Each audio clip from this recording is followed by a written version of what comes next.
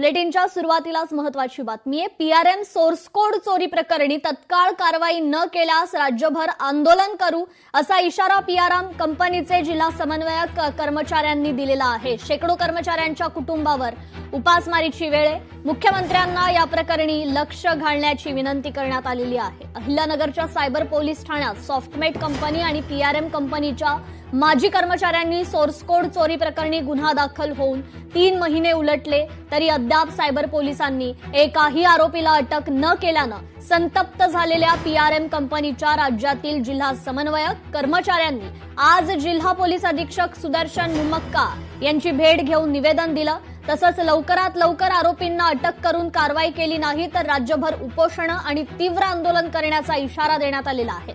Bank of महाराष्ट्राच्या चुकीच्या धोरणामुळे जिल्हा परिषदेची ZPFMS प्रणाली 31 मार्चला बंद झाली। या प्रकरणामुळे मराठी उद्योजक अडचणीत सापडले असून नवीन रोजगार तर सोडा पण राज्यातील आहे त्या कंपन्यांना कायदा आणि सुव्यवस्था दिली जात नाही याची कुठेतरी खंत आता व्यक्त केली जाते। हा फक्त कुणा एकट्याचा प्रश्न नाही। आमच्या पीआरएम कंपनीमध्ये जवळपास 450 ते 500 एम्प्लॉई आहेत आम्ही।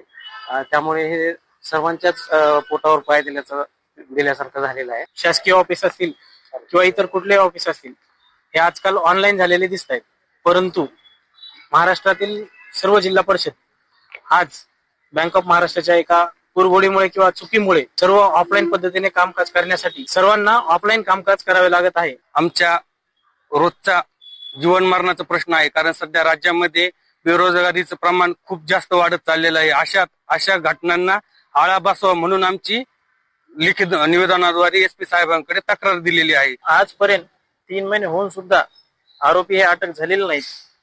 तर मग याच्या संदर्भात आमच्या मनात एक शंका निर्माण होते की गुन्हेगार आणि पोलीस प्रशासन यांच्यात कुठं ना कुठंतरी काहीतरी धागेदोरे आहेत का। जे काही माझे कर्मचारी होते आणि जे सॉफ्टमेट कंपनी आहे त्यांनी जे सोर्स कोड चोरी केले आहेत त्यांच्यावर लवकरात लवकर कारवाई करावी आणि त्यांना लवकरात लवकर अटक करावी हे आमचं सगळ्यांचं विनंती आहे। संबंध महाराष्ट्रात जर तात्काळ जर या गुन्ह्याची कारवाई जर केली नाही तर आम्हाला कडक पावलं उचलून आम्हाला वेळोवेळी उपोषण करावं लागतील। मंत्रालय असेल तर मंत्रालयात जाऊन संबंधित अधिकाऱ्यांची चौकशी करावी अशी मागणी केली पाहिजे आम्ही। लोकशाही मराठी ऐका, पहा, जागरूक रहा।